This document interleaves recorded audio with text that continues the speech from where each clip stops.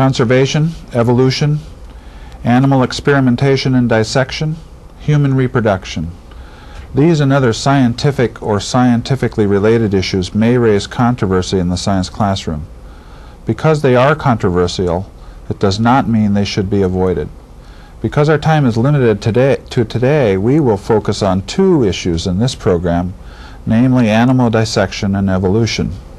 Recent events have brought these two issues to the forefront yet again. Hello, I'm Arie Korporaal, Science Consultant for the Los Angeles County Office of Education, and welcome to the fifth and final program in a series on the new science framework for California Public Schools, kindergarten through grade 12. I've thought a lot about the introduction to this first part of the program about evolution, about the nature of science, and about this new framework. So much has been written about evolution and about teaching evolution that it's difficult to know where to begin. So let me simply point out that this new science framework makes no bones about evolution's place in science education at all grade levels, at last.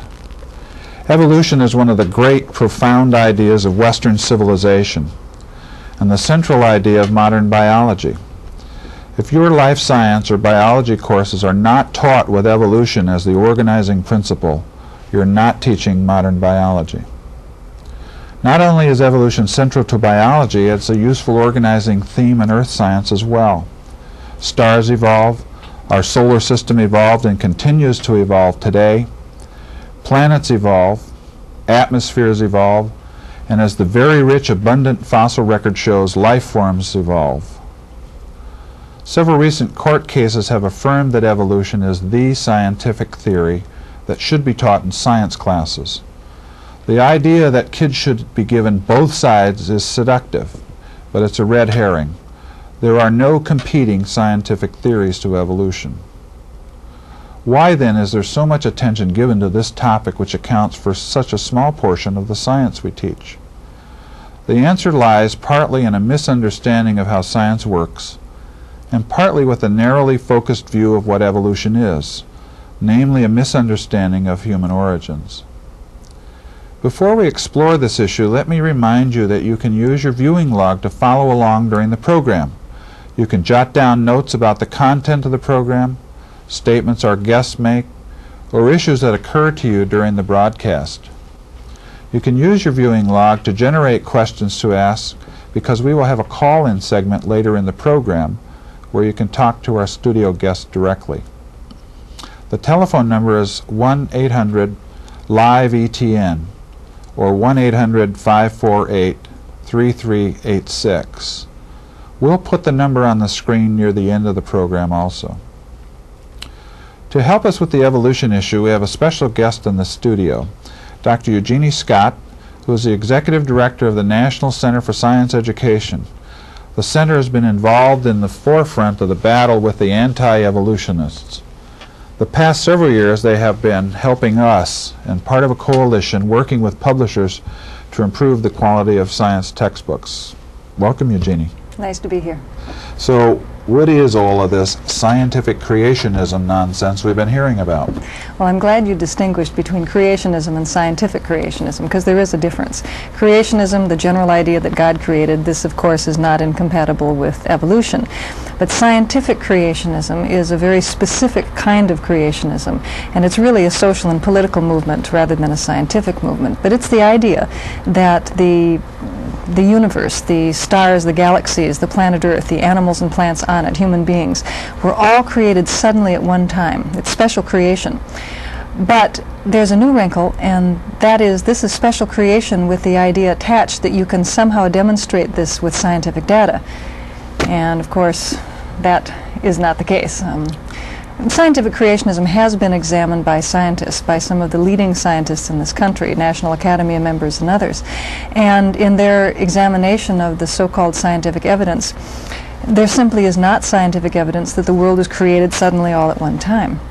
It's basically an attempt to get a specific religious doctrine into the public schools.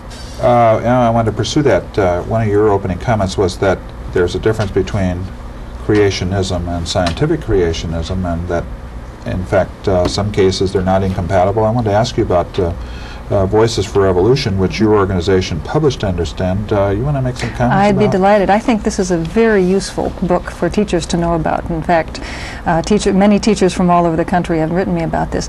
Voices for Evolution is a compendium of statements from scientists, from educators, NABT, NSSA, NSTA, etc., and also religious organizations that state that evolution is state-of-the-art science, state-of-the-art pedagogy, or compatible with religion, and scientific creationism is not appropriate to teach in the school. It's a very useful source, I think, because of course the scientific creationists will come to your school board or come to your classroom, or your kids will come in, your students will come in with pamphlets and so forth that claim that evolution is somehow under attack as a scientific idea. Well, here we have all these scientific organizations that say nonsense, evolution is state-of-the-art science. Or the parents or the creationists will come and they'll claim that it's good pedagogy to teach the two-model approach, that you give the kids creationism and evolution and let the kids decide, and this is somehow going to, teach them better. Here we have a number of education organizations that say this is nonsense, this is a red herring, as you said. And the creationists will also offer the very, very false dichotomy that you can either accept evolution or you can be a Christian or whatever. And this is an absolutely false dichotomy, as shown by the statement from the Lutherans, the Presbyterians, the Methodists, and so forth. It's perfectly possible, and people, mainline clergy does it.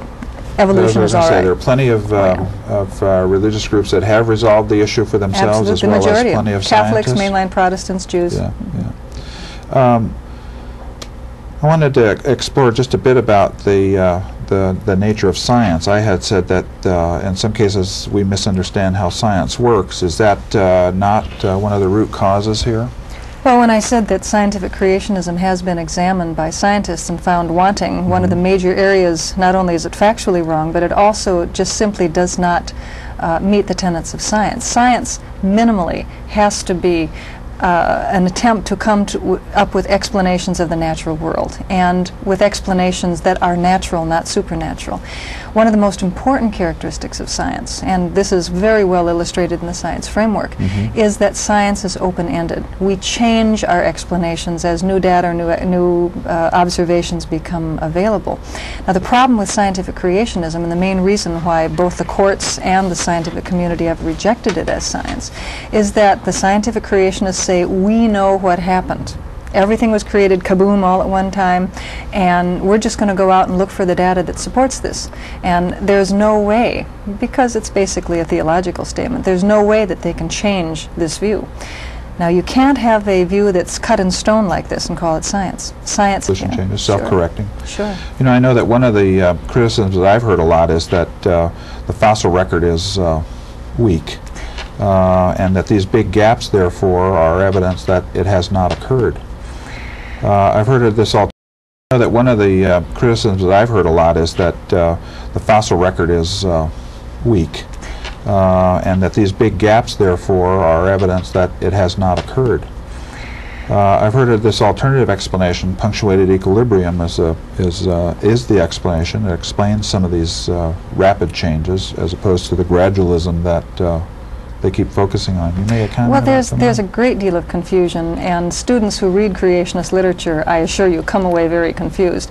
The creationists like to confuse the disputes among scientists over how evolution takes place, whether it's gradual, whether it's punctuated, what the tempo and mode is, with the question of whether or not evolution has taken place. Now, we define creationism, we never really defined evolution. Evolution is defined in the framework, and most teachers understand it. It's the idea, especially with organic evolution, the evolution of plants and animals, it's the idea that we all share common ancestry, and that there have been changes taking place since those ancestors, descent with modification. And the idea that evolution has taken place is just simply not anything that any scientist questions. We've spoken a lot of times about this, and you've invited me to talk to teacher groups before. Right. And I always like very much my lectures to teacher groups as opposed to talking to college scientists, because college scientists always act like I've just come up with this new and amazing statement that creationism is a real problem out there. I mean, they can't believe that evolution is not accepted in Sure. the general public. Teachers know this. Teachers know this is controversial. But in the world of science, there is no argument that evolution take place. Now, the notion of transitional fossils or the fossil record, this is just all angels dancing on the head of a pin. If you examine the evidence for evolution, it doesn't rely on any single mass of data. The fossil evidence, by the way, is excellent. There are very good transitional forms. The mammal-reptile transition is very good. Look at the evolution of the middle ear. It's beautiful. Classic case. There are lots of fossils. In fact, I think the framework does give some examples in its discussion of the life science section, as I remember. It's true. Is that right? That's right. That's right. But you have biochemistry, you have geology, you have lots of different sources of evidence. And the creationists unfortunately confuse the issue very seriously. Let me pick up that idea and a couple others in just a minute. Now it's your time. I'd like you to review the handout, Activity 1, Vignettes. Read and discuss one of the vignettes about teaching evolution and related issues. Discuss the vignette and possible responses, and share your responses with your colleagues. Remember, review the vignette, share your responses with your colleagues. It's your time.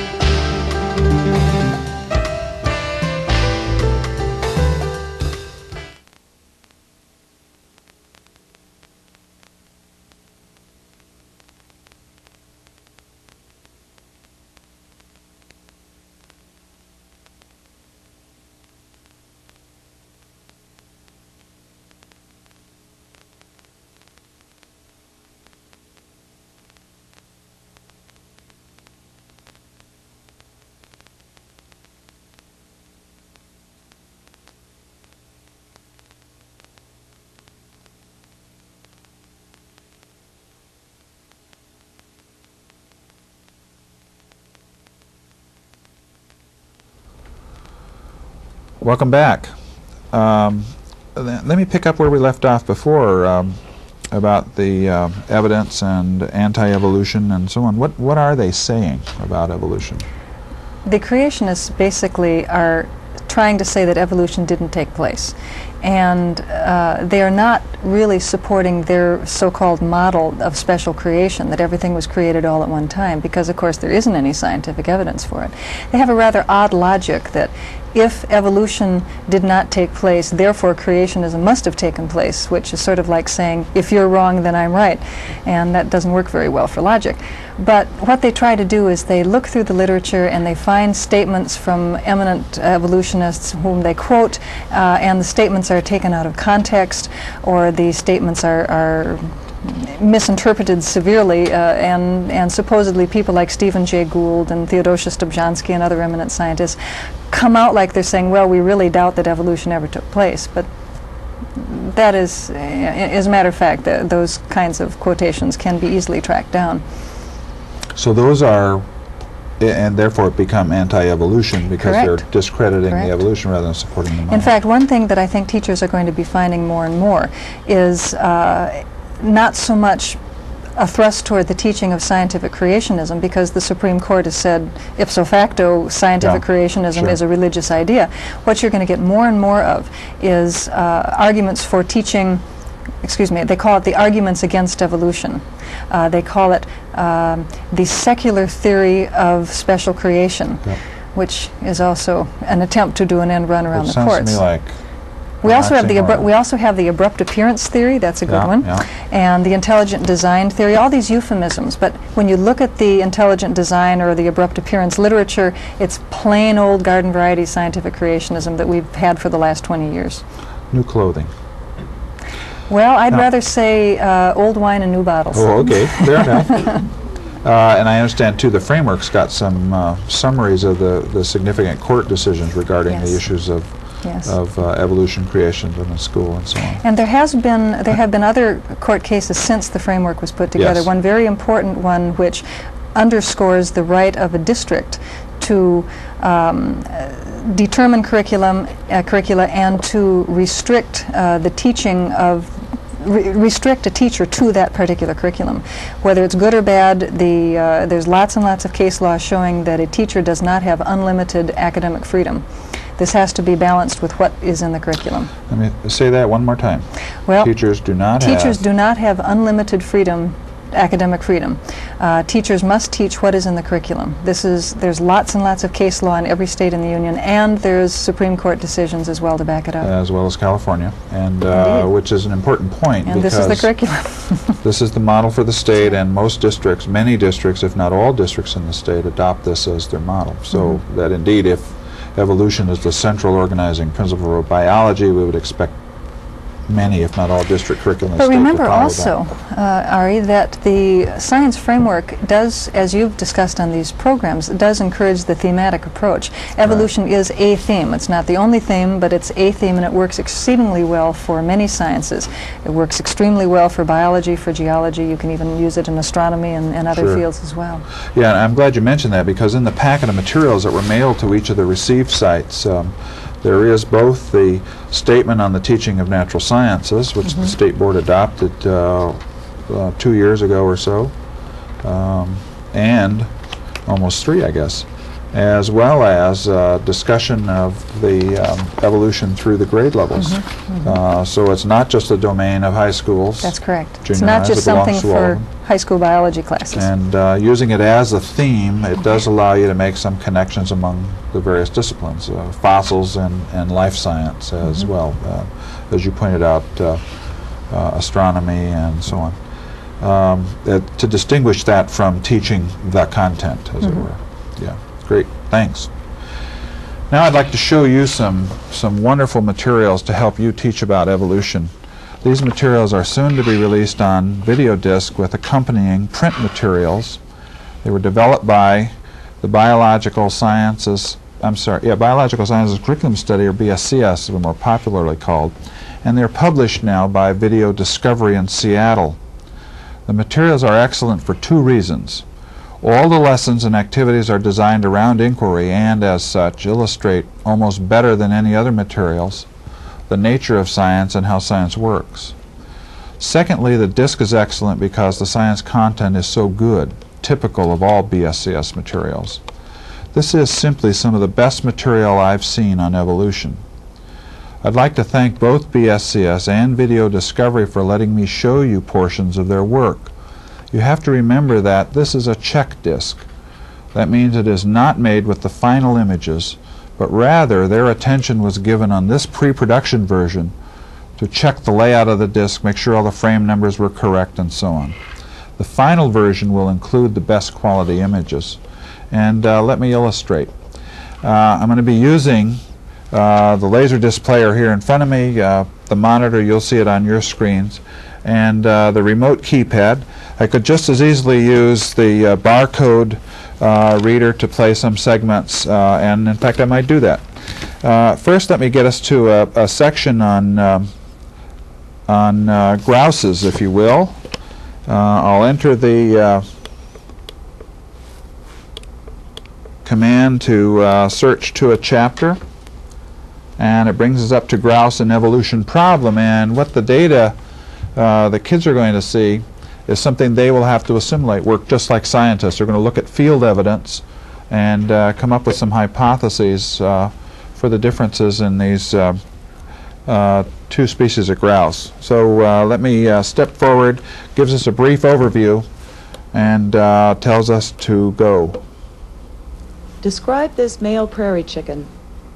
And so that's the first part of it. It's very simple. This is the database. This is a sequence of images, a few short frames.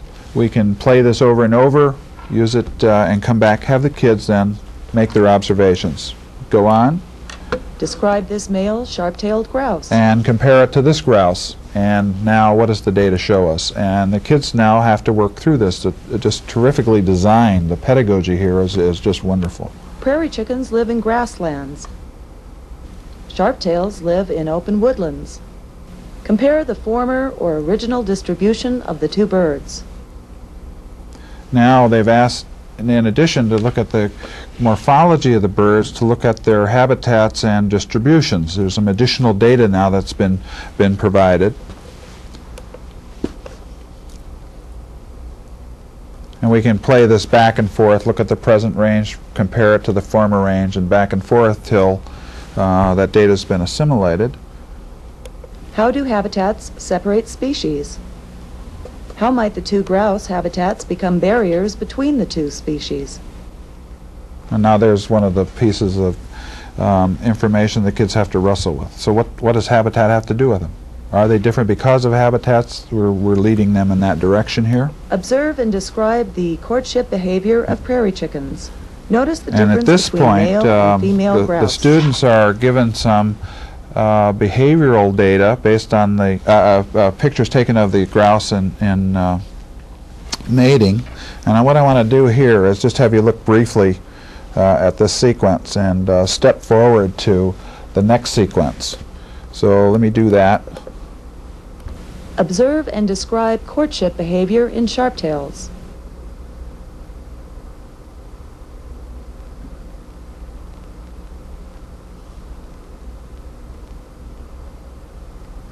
That, you wonder how this arises, don't you? I hear this works out on the dance floor, though. Good choreography. Good choreography. So let me skip ahead. Now the students have additional data, both for habitat and morphology that we saw, and now we've added this new piece, the reproductive behavior, courtship behavior, I'm sorry. So let me move ahead to the next portion. And it goes on some more about the ranges that were observed earlier and what the overlapping habitats could possibly have to do. Mate selection was often difficult. Describe this male grouse. And now we're introduced with another organism. Looks similar to both that we've seen already, but there are differences. Can you pick them out in this particular picture? We can leave this on the screen as long as we want. Make sure the kids were picking up the clues. Observe the behavior of this bird. Okay. How might this grouse be related to those seen earlier? And then it asks, here's some more behavioral evidence. How does that fit with the other behaviors of the sharp-tail and the prairie chicken? How do we accommodate this? And then we're leading to developing a hypothesis, a working theory of evolution for the kids. The material is simply wonderful. The last thing I wanted to mention before we leave evolution and materials that support it is to talk briefly to you about another project that was developed with National Science Foundation money. These materials are the Crustal Evolution Education Project. The one I'm holding is the rise and fall of the Bering Land Bridge, and talks about the movement of animals from Asia to North America and so on. There's other titles in the series that talk about plate tectonics as a major force in evolution. So there are materials out there, and you've seen this laser disc, which is some of the best I've ever seen, along with this material that was developed a few years ago. Now let's turn to another issue that is controversial, and for some an emotional issue: animal dissection. Animals play an important role in science classes at all grade levels. Animals in the elementary school can be used to study animal behavior, teach kids humane care for animals and respect for life, and even serve as a focus for a thematic approach to patterns of change or life cycles. Animal dissection in the high school and sometimes in the middle school can also be an important adjunct to the study of life science, organs and body systems. A recent state law now allows students to opt out of animal dissection, but only with serious moral objections and parent permission. It isn't enough to say, "I don't want to dissect today, it's yucky." The same law allows teachers to work with students in alternative activities. It seems prudent to devise some alternatives, even though the law is permissive on this point. Incidentally, the law applies to all grade levels K-12, but how much dissection is done in the first or second grade after all? And the law doesn't distinguish between invertebrates or vertebrates. You may want to consider the place animal dissection has in your required courses. Examine the outcomes. Are there other ways to meet the same objectives? Maybe dissection can be in an elective course, and students with objections to dissection can be counseled to not take those electives. Just think of the number of frogs alone that are used. As Barbara Orland says in her article listed in your bibliography, about 4 million students take high school biology each year. About 75 to 80% participate in frog dissection. If each student had one frog, that means more than 3 million frogs are destroyed for dissection each year. Sharing frogs reduces the number, but dissection-related frog deaths still can be counted in the millions. The numbers are so large that conservationists became concerned that the population of native North American frogs, Rhinopipians, the leopard frog, was becoming severely depleted a few years back. Maybe we need to think about this further. Lastly, there has been considerable confusion regarding experiments on or with animals at all grade levels, especially as often seen in science fair projects. California law is explicit about the use of animals. The Education Code states that any student in any public elementary and high school or school-sponsored activity must not experimentally medicate or drug live vertebrate animals so as to cause painful reactions or induce painful or lethal pathological conditions, death. Nor can the animals be injured through any other treatments, including but not limited to anesthetization or electric shock. You should counsel your students to do projects on animals that first do not injure or cause animals to die, and secondly, to do projects that would make some significant contribution to our understanding of the physiology or behavior of the animals, or to use invertebrates, or to do behavioral studies. Do we really need another project on the effect of alcohol on the ability of mice to run a maze? Or another project on the effect of different diets, starvation diets, on rabbits? Or, well, I think you get the picture. Now let's view a video segment as some students begin a traditional dissection, and then shift our focus to students engaged in alternative activities for the remainder of the lesson. Our on-camera teacher is Betty DeWolf of Tracy High School, and the ABC Unified School District. All right, we went over the directions on how to dissect, how to go ahead and get into the animal. Before you start, though, I'd like you first to make your observations of the mouth and the mouth parts so you can see how they compare with the pigs. So go ahead and take a look at it, and then you can compare it with the girls over here on what theirs looks like. Looks like he's sleeping.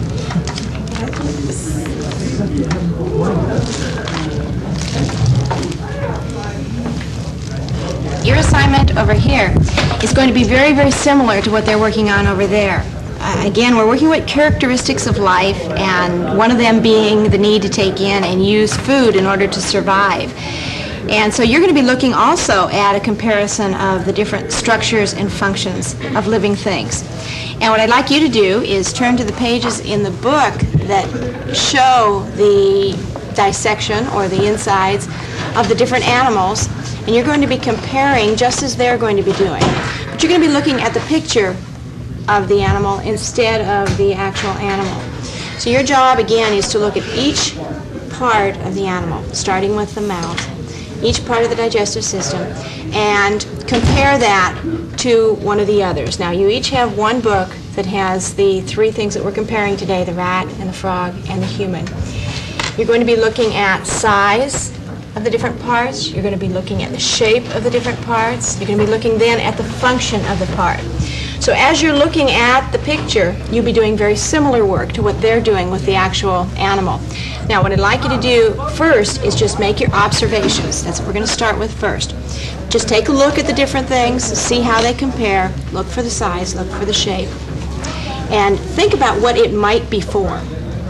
Then I'm going to ask you to draw some of the things that you are seeing in comparison with the others. So you'll have three pictures on your paper that'll compare the three different parts.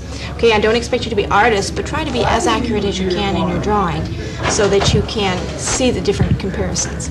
All right, this is all muscle tissue right here. What is this, the heart right here? Well, remember these are cut to be injected, and so we're not quite sure what's sticking out Okay, the so you might hole as well where just they were finish that cut. off right there. That's a good idea. I think you might find your scissors a little easier on working on those muscles. Okay. Let's take a look at some of the drawings that you've made now and see how they will compare. Let me turn this sideways so you can still see it, but so you can get together and kind of make a comparison here. Okay, Coco and JJ, on looking at the different animals and comparing them from the pictures, what did you find was similar about the three animals? Lung. They all had They all have lungs. They all had lungs. All right, good. They all had hearts. How about the digestive system now? Looking at the stomach. Did they each have a stomach? All have stomach. They all had They have stomachs. stomach, yeah. Okay. How about the intestine? Did they all have the intestines? Intestine, no. This one didn't have. This one have. Yeah. Small Yeah, intestine two. and the large intestine. Okay. Did this one have the small intestine and the large intestine? Yes. Okay. And how about this one, Coco? There's small intestine. And the large intestine. Good. You're going to take your information now that you've been collecting and put it onto a database so that we can look at the information, the data that you collect, and compare it a little more easily. Sometimes when you put it on a database, it's easier to see. So this is set up already so that you can just input your information. You're going to have to do one for each of your animals now. You're going to put down what the structure is. You're going to list its size as best as you can determine, the shape of the different part, and then a description of it. And the function of it now we're going to have to get by looking at not only its structure and where it is, but also information in your reading about its job. Okay? So why don't you go ahead and start with your frog. And you've got your picture there, and you've got your book here. And let's go ahead and just put in the first structure that you came to in the digestive system, which was what? You can actually just put down whether it's a large size compared with the body, size of the body. Would you consider this mouth here to be big compared with the rest of the body, or small? Big. Why don't we trade places, and then we'll start with one of the new animals, and JJ, you want to work with the human body. Okay? Okay, let's look at the information that you got from sorting on the computer with all your data. And this is the mouth here, which you said in the human was small compared with the size of the body. And Coco, you even mentioned that we don't have to take big portions, we can cut it up. You can also see in here that what do we have? Large teeth in the mouth to be able to chew things up also, to swallow them. And you can follow down on this and see in the inside there where the back of the mouth actually goes back into the esophagus there. And you can start to follow it down and see where the food then would travel down through the esophagus. And you mentioned that was what compared in size to the rest of the body? Long. Okay, you said that was long compared to the rest of the body. All right, I'm going to pull these out over here so we can see. The esophagus then leads to what? The stomach, right. And you can see that. Let me introduce another studio guest, Bill Samaras, an excellent teacher from Carson High School in the Los Angeles Unified School District. He has some amazing examples of work his students produce as alternatives to dissection. Welcome, Bill. Nice to be here. I said you had good alternatives. Before we look at some of your students' work, I wanted to have you tell our audience how you came to alternatives. What brought you to that? Well, it soon became evident after a couple of years that for the preponderance of our students taking biology, because it was a required course for graduation, that really wasn't getting the results that I'd hoped we would get from it. It was almost became a family tradition that when they got to this point in the 10th grade that they were going to chop up a frog and an earthworm. And when you think about an earthworm in a dissection, what's the value? It's a mouth at one end and an anus at the other, and doesn't much relate to I know a lot of people like that. I'm sorry. That's quite all right. And so began to look at what are the reasons, why are we doing this on a general basis. I could see it in physiology. I also teach marine biology, but even in marine biology, first we make a fish and then we may go into the dissection of it. The frog, for instance, after the kids go through the yuckies, as you had said, and the ickies and that, I started having them take the pieces out and lay them out on the table for something at least to relate to systems. And really, what are we dissecting? We go from the simple to the complex to develop a feeling, a sense of relevance in systems as they get more complex. Mm-hmm. And so consequently, I began to look for a way to project the basic creativity in a kid. And what it comes down to is that, and I'm very mechanically involved, I like to carve and do things of that sort, you get a great deal more out of putting something back together than you do taking it apart. And that was the mitigating factor here. Let me. You showed me earlier before we came on the air your students' work on the frog. Can you show us that? This is amazing. This will give you some idea of what goes on. Now, the paper that goes with this, the design, it has to be 3 times bigger than any drawing. It has to be every organ and system has to be drawn out, sketched. They work together, so it's cooperative learning. I assume it's in their proper position. It's in their proper position. This way we can work with musculature. We can work with the skeletal aspects of it. Here's a clam. All right. Best thing to do with a clam is what? Eat it. You try to dissect, even with a marine biology in advanced classes, to dissect a clam. There's not much there after you open the shell. But if you have to build the system. In fact, there's only one clam left, isn't there? What? It's the one they use to make all the clam chowder in the country. Right. That's what I thought. Exactly, and maybe this is a new productive clam we could come up with. But this way, and when you're dissecting a clam, for instance... Lift that up again. Those are overlays like the old biology textbook with the overlays? We're providing the classroom. We got some construction paper and some cardboard, and the kids go off and look for other things like straws, candy, jelly beans, make extra interesting organs. Yeah, show me your lionfish there. Just that this is a real humdinger. this is a very artistic person, but what we're looking at are just a sort of a cross-section of what we get. Here's the lionfish, and this is a marine biology project, because in that, I give them a specific species. It has to be bigger than normal, unless, you know, we're dealing with a whale or something of that sort. And then they go from there and incorporate all the systems, intestines, the intestinal tract. In other words, there's some relationship between mouth and anus again. Sure. And the skeletal structure.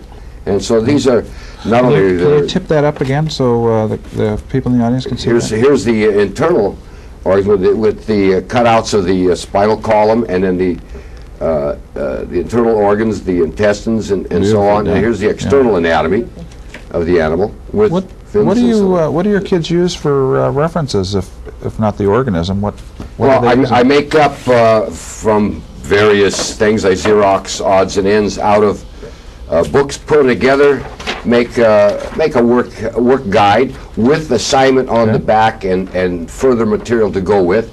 They work in groups of no more than 3 and 2 generally. Occasionally, you know, you always have a loner in your class, and that's wonderful. They just have to tell me why, because I like to have them work together to express themselves, each getting something from somebody else. Do you do any more dissection at all in your classes? In the regular classes, no. Now, at this time, teach biology is like summers, right? And we haven't done any of that for probably 3 or 4 years. No, there's no reason to. I get much more. The results are so much more rewarding. Yeah. They remember what they're doing, and then we hang them in the classroom. All the classes then relate. Yeah, it's all hanging in the classroom. They just don't take it home. Right. Great. Thanks, Bill. It's your time again. Read the quotation by William Mayer, a past director of the highly respected Biological Sciences Curriculum Study. I'd like you to comment on his ideas about dissection. It's your time.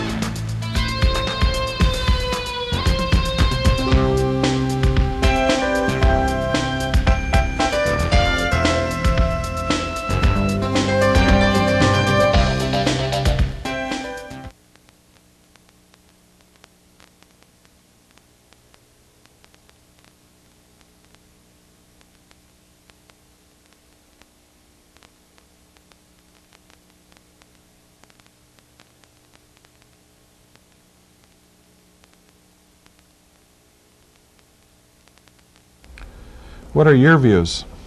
Did you notice Dr. Mayer's comments were made nearly 20 years ago? If biology is the study of life, where does animal dissection fit in? What are your course objectives? What are your objectives for dissection? Do the actual dissections meet those objectives?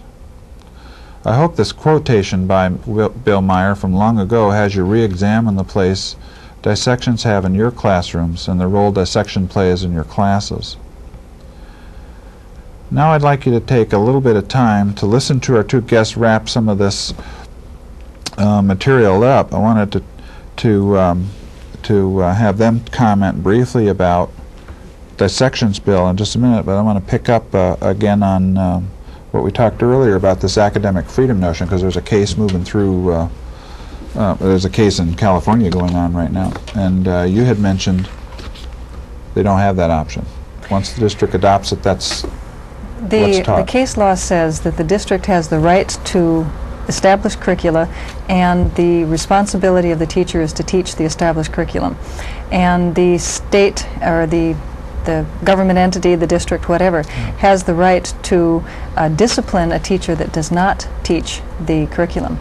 But there's another thing that's involved too, and we shouldn't as teachers get too wrapped up on the legalistic component to this, because after all we are professionals, and as teachers it is our professional responsibility to teach state-of-the-art science and not teach something that is not considered up to date. And, you know, a history teacher who taught that the Holocaust never occurred would be teaching crackpot history. Sure. And somebody that taught the sun was the center of hey, the listen, solar system. there's a component to scientific creationism that claims that geocentrism is really the issue here, that it isn't that the Earth goes around the sun, it's that the sun goes around the Earth. Soon to be in a school near you. Ooh, can you imagine? Maybe Let me already. remind you now that we do have time in the program for you to call in and talk to both of our guests, Genie Scott and Bill Samaras. The number's on your screen. It's 1-800-LIVE-ETN or 1-800-548-3386. Give us a call. Bill, you had mentioned that the kids, your outcomes were better than they were. Could you help me with that again? In what ways is it better? In the general with the dissection, it was mostly what did we do with the remains. They had to draw something. You gave a test on it at the end. How does one organ relate with another? What did you do? But most of the time it was, what am I looking at? However I tried to structure it, that's the result I would get. And so consequently, and again, looking for some other way, I thought, well, if first, before we dissected this thing, I would have them design and make an intestinal tract for a frog, we'll say, all right? Design it. How's this thing going to work? So that there's something else, again, between the mouth and the other end, right? And the cloaca. So that started that way first. We're going to cut it out of construction paper, a little cardboard to give it build up, and then you got to sketch it out, and then here we got it. Now we have an intestinal tract. Later on we fitted it into a body of some sort, and the things you never get into because of the smallness of it are nervous systems, reproductive things. You don't want to say that sometimes. You know how that works out, but you can. But you do when they do the constructions. They do include those as well. And another aspect, I can cover a wider range of organisms from the simplest to the most complex than you can by having to order through the normal channels the dissectable materials. I haven't gotten that far yet, but the human is not out of this, right? Make a human. Sure. Make a skeleton, let's start with that, and make a human. Let me remind you again to call us here in the studio. The number is 1-800-548-3386. Eugenie, if a teacher has some questions, is there a place for them to get help? Can they, your organization, Absolutely. others? How do they do that? The National Center for Science Education exists to help teachers cope with the creation-evolution controversy. There's a couple of things that need to be done, and we can help you with this. You need to, first of all, make your detractors understand that there really is not scientific basis for the arguments brought up by the creationists, and many times they're very arcane. They'll talk about polonium halos and granite. Well, you know, what biologist is going to be able to explain that? We can help you with that. You can also go to the State Department of Education, and they may refer you to me, but they also have some guidance, and they can also help you if you want to know more about the creation-evolution controversy. Come to NCSE. Great. How is your organization helping with textbooks, which are due here in California within a year and a half or so? Well, we've been working with publishers on pre-publication textbook review. Most of the NCSE members are scientists, and so what we try to do is link them up with the publishers so that the books are more accurate and more up-to-date before they even get on the market. We also publish a newsletter called Bookwatch Reviews that reviews the books that are already out, and these are largely science content reviews. We have scientists reviewing the books for the accuracy of content. If is this really up-to-date physics or chemistry or biology or whatever. And I know you published or were involved in the production of a review of all the biology books, and That's correct. It talked about the biology content, but also how it treated science, how That's the right. science worked. This was a project that we did with the First Amendment group, People for the American Way, in Texas last summer. Texas and California are sort of leapfrogging each other in terms of adoptions. Texas is adopting right now, and last summer they approved the books, the list that they were. And NCSE and People for evaluated the books that had been submitted for adoption in Texas, and we looked at the coverage of the topic of evolution, and we looked at the coverage of the nature of science. Science is a way of knowing. Right. We found that the books basically did better on evolution than they did on science as a way of knowing, unfortunately. There still is a lot of confusion in the textbooks about what is a fact, what is a theory, what is a hypothesis, and so forth. But getting better, that's the good news. Getting better. We're not out of the woods yet, but it's getting better. But you know, there's an important thing here, and this is that if these books that have more evolution in them are not adopted, the publishers are in business. This is a capitalist system. They're trying to make money. If they can't sell the books won't stay. Great. I understand we have a call from Huntington Beach. Go ahead. Hi. Our school board says that it's fine to teach controversial issues as stated in the framework, but some of the staff members at our school try to prevent the use of pictures and some of the specimen because they say they're too graphic. I wondered if you can suggest an approach to address this problem. I wasn't quite sure what... Is it the evolution or dissection? Anatomy? We're looking at gene engineering, some abortion, some evolution. I guess I'm not really clear on what your question is. I'm not sure what you're looking for. I mean, are you looking for some way to apply non-dissection techniques to fulfilling some understanding of evolution through the genetic framework? Is that what you're looking for? Not really. We're looking at some of the issues of gene engineering, for instance, in trying to demonstrate the use of, or we're using pictures in discussing some of the issues. And some staff members don't like using the pictures or the specimen. For example, if you were discussing human reproduction, and there might be a picture of an aborted fetus or something like that. Well, I think possibly what she's looking at is another alternative towards the dissection, maybe using pictures of a frog, the only frog that was used, and then dissected and all of its parts, or a cat, or whatever, the only one. That's a possibility. I mean, that would be up to the dramatization of the teacher and structuring it in such a way that that I don't see why it wouldn't work. Okay. This program concludes the series of 5 programs on the new California Science Framework. Let me review the programs briefly. The first program, Highlights of the New Science Framework, explored the major sections of the framework and focused on 5 highlights: the introduction of themes in science teaching, emphasis on conceptual learning, emphasis on active learning, integration with other disciplines, and performance-based testing. The second program, Using Themes in Science to Organize Content, explored one of the major paradigms in the new framework, namely crafting science instruction around some big ideas or themes. The third program, Constructivism, the New Hands-On, looked at the pedagogy of science education. For a long time it has been the processes of science, observing, communicating, comparing, ordering, categorizing, relating, inferring, and applying. Recently we have added constructivism. This is the notion that kids construct knowledge based on their own experiences.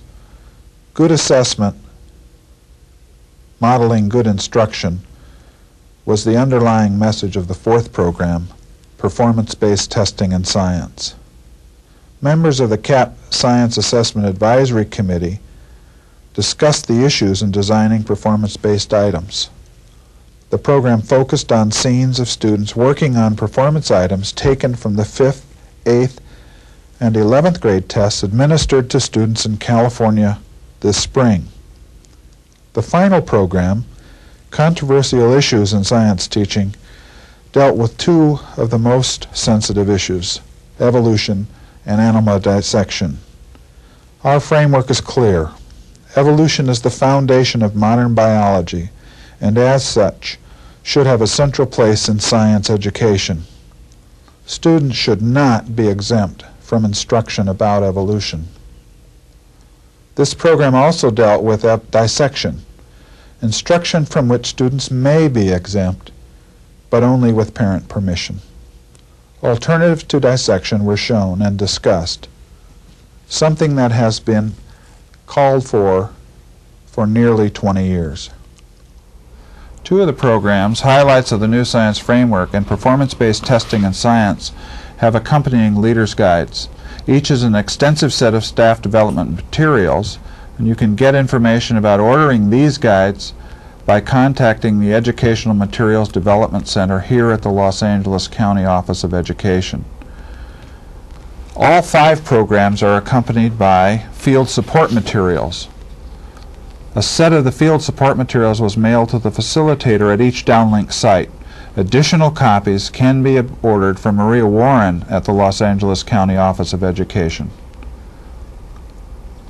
If you have ideas about or suggestions for program topics for next year, let us know. If you would like to volunteer your classes for one of the field shoots, let us know that as well. You can send your ideas or call me here at the county office. And my name and number are on the screen now. Good luck in your efforts to provide every student with the best science education possible. Don't necessarily avoid controversy because it might be easier.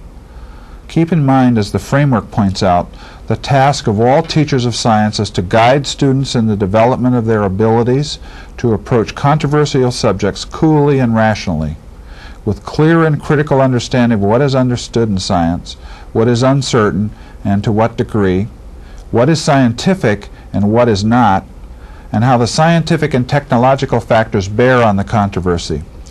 Teachers are ethically and professionally bound to confine science education to the facts, hypotheses, and theories of science. I'd like to thank our guests, both Genie Scott and Bill Samaras, our on-camera teacher Betty DeWolf, and the students at Tracy High School. And thanks to BSCS and Video Discovery for letting us use their Laserdisc on evolution. And thank you for watching.